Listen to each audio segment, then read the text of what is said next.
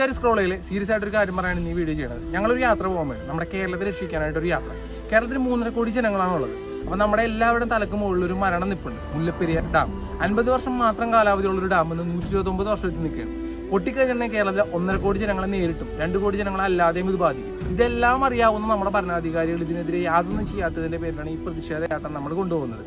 നമ്മളെ രക്ഷിക്കാൻ നമ്മൾ മാത്രമൊന്നും ഉള്ള ഉത്തമ ബോധ്യം നമുക്ക് വേണം. അപ്പോൾ അതിനുവേണ്ടി നമ്മൾ പ്രധാനമന്ത്രിക്ക് ഒരു പെറ്റീഷൻ നേരിട്ട് ഫയൽ ചെയ്യാൻ പോവുകയാണ്. ഓൺലൈൻ വഴിയാണ് പെറ്റീഷൻ സമർപ്പിക്കുന്നത്.